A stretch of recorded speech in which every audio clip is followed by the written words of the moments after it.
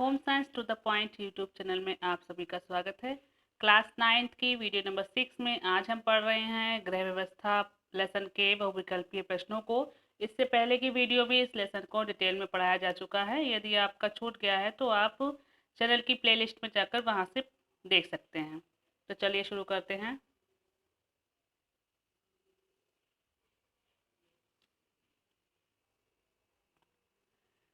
First question है, व्यवस्था से तात्पर्य है। ऑप्शन ए नियोजन, ऑप्शन बी नियंत्रण, ऑप्शन सी प्रबंधन, ऑप्शन डी प्रबंधक।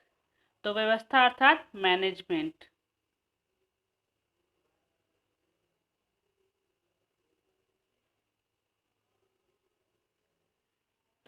व्यवस्था से तात्पर्य है मैनेजमेंट अर्थात प्रबंधन।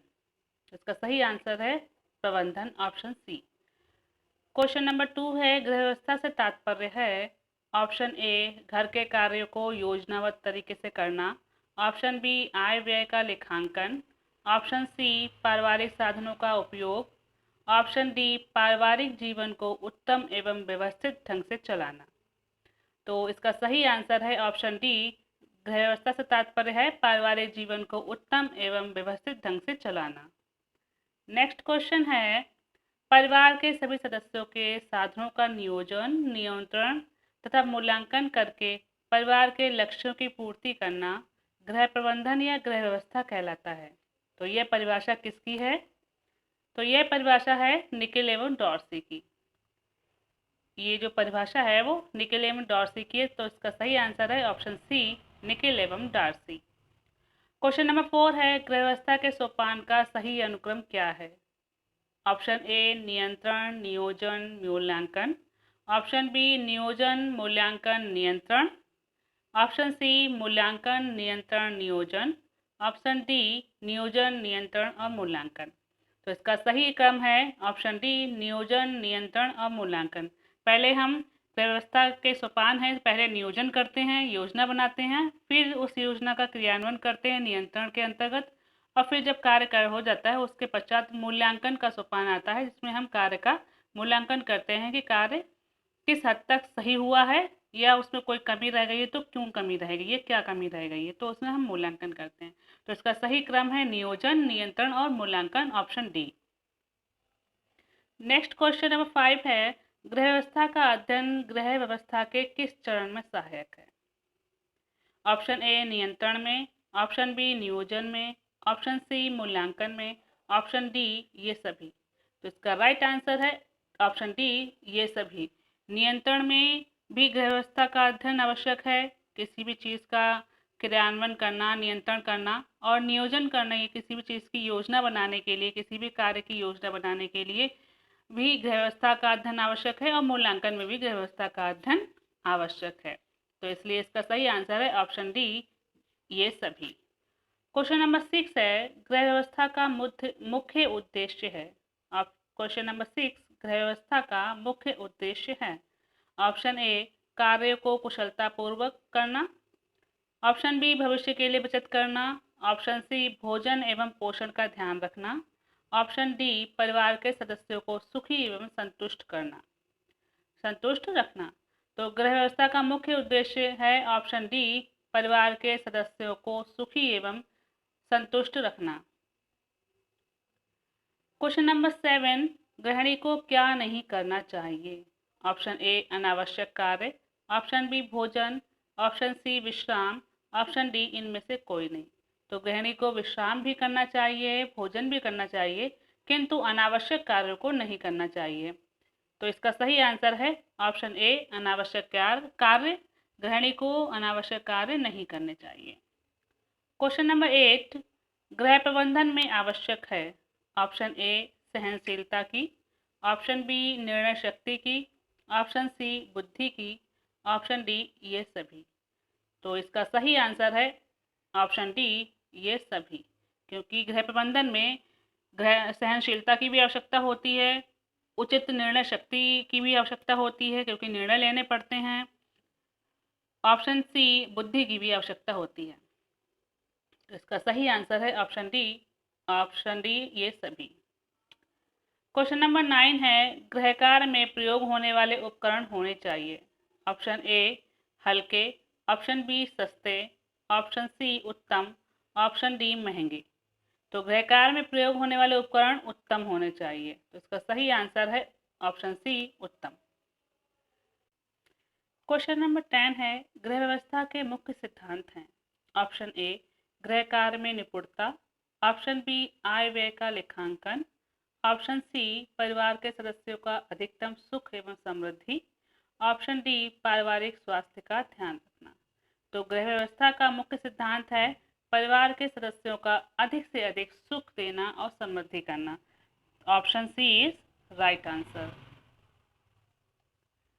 क्वेश्चन नंबर 11 है, मूलभूत आवश्यकताएं हैं। ऑप्शन ए रोटी, ऑप्शन बी कपड़ा, ऑप्शन सी मकान, ऑप्शन डी ये सभी। तो मूलभूत आवश्यकताएं हमारी कौन कौन सी हैं? रोटी, कपड़ा और मकान। तो ये सभी हमारी मूलभूत आवश्यकता हैं। तो option D is right answer. Question number 12 है, निम्नलिखित में से कौन पारिवारिक मानवीय साधन के अंतर्गत आते हैं? ऑप्शन ए मानवीय योग्यताएं, ऑप्शन बी पारिवारिक सदस्यों की अभिवृत्तियां, ऑप्शन सी कार्य करने की शक्ति, ऑप्शन डी उपरोक्त सभी। तो पारिवारिक मानवीय साधन कौन से होते हैं? जो मनुष्य के अंदर निहित होती हैं। तो मानवीय योग्यताएं, ये भी मानव के अंदर हमारी जो योग्यताएं हैं, क्षमताएं हैं। और परिवार के सदस्यों की अभिवृत्तियां यानी अर्थात उनका एटीट्यूड, आदतें, रुचियां और कार्य करने की शक्ति, जो शक्ति है, पावर है, वो भी मनुष्य के अंदर ही निहित होती है। तो ये सभी मानवीय साधन के अंतर्गत होते हैं, मानवीय साधन के अंतर्गत आते हैं। तो इसका सही आंसर है उपरोक्त सभी। ऑप्शन डी उपरोक्त सभी is right answer. Question number 13 है, गृह व्यवस्था में स्त्री पुरुष में कैसा संबंध होना चाहिए? ऑप्शन ए कोई संबंध नहीं होना चाहिए, ऑप्शन बी जिम्मेदारी का संबंध, ऑप्शन सी पत्नी पर अधिक संबंध हो, ऑप्शन डी दोनों में परस्पर पूरकता का संबंध हो। तो सही आंसर है दोनों में परस्पर एक दूसरे के पूरक हों, ऐसा संबंध हो। गृह व्यवस्था में स्त्री पुरुष का कैसा संबंध होना चाहिए? दोनों में परस्पर पूरकता का संबंध होना चाहिए। क्वेश्चन नंबर 14, गृह व्यवस्था में बाधक कारक हैं। ऑप्शन ए उपलब्ध साधनों की जानकारी, ऑप्शन बी सदस्यों का कार्यकुशल होना, ऑप्शन सी पारिवारिक लक्ष्यों का निर्धारण न होना, ऑप्शन डी सौहार्दपूर्ण एवं सहयोगात्मक पारिवारिक माहौल। तो गृह व्यवस्था में बाधक कारक क्या है? पारिवारिक लक्ष्यों का निर्धारण ना होना। ऑप्शन सी, अगर हमारे लक्ष्य निर्धारित नहीं होंगे तो गृह व्यवस्था ठीक से नहीं हो पाएगी। कि जब लक्ष्य ही निर्धारित नहीं है तो किसके लिए हम व्यवस्था करेंगे? तो उसके स्टेप्स ही नहीं मालूम हो पाएंगे। इसलिए यह एक बाधक कारक है, पारिवारिक लक्ष्यों का निर्धारण ना होना। Option C is right answer.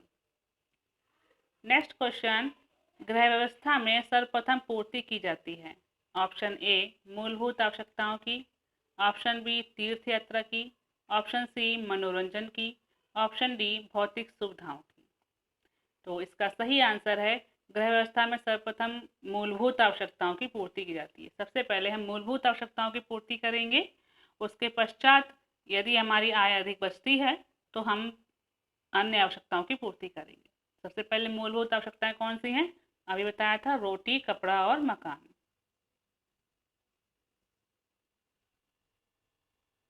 रोटी, कपड़ा और मकान।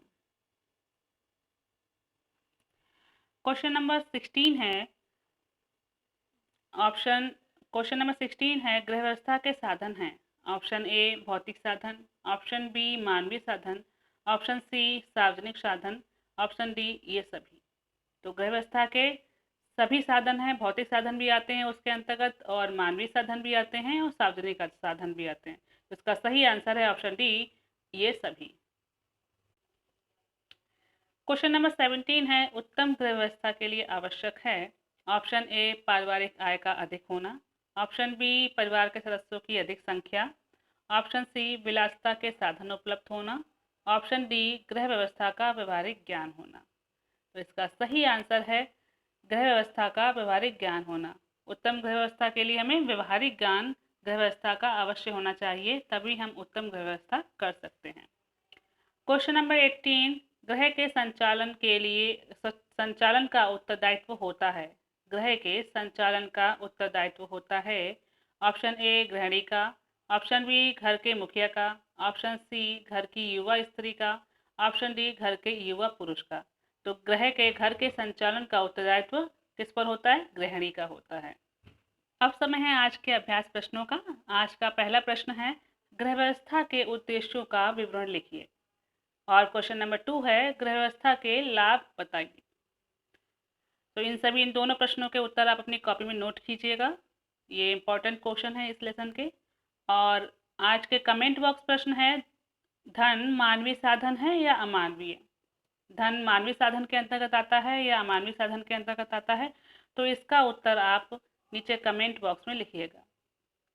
आप लोग कमेंट बॉक्स क्वेश्चंस का आंसर नहीं देते हैं तो ये प्लीज़ ज़रूर दिया कीजिए, जिससे हमें पता चलता रहता है, फीडबैक मिलता रहता है। और आपको वीडियो कैसी लगी तो उसका फीडबैक भी देते रहिए। आज के लिए बस इतना ही। फिर मिलेंगे अगले वीडियो में। अगर आपका कोई क्वेश्चन है, कोई सवाल है, तो आप नीचे कमेंट बॉक्स में लिखकर पूछ सकते हैं। और लेक्चर को अच्छे से समझने के लिए वीडियो को बार बार देखिएगा और अच्छे लगे तो लाइक ज़रूर कीजिएगा। और लगातार वीडियो पाने के लिए अगर आपने चैनल को अभी तक सब्सक्राइब नहीं किया तो सब्सक्राइब कर लीजिएगा। साथ में लगे बेल आइकन को भी दबा देना, जिससे कि आपको नोटिफिकेशन मिलता रहेगा और कोई भी वीडियो आपकी मिस नहीं होगी। वीडियो को अपने दोस्तों को ज़रा शेयर कीजिए, जिससे कि उनकी भी हेल्प हो सके और उनकी भी पढ़ाई हो सके। Thanks for watching.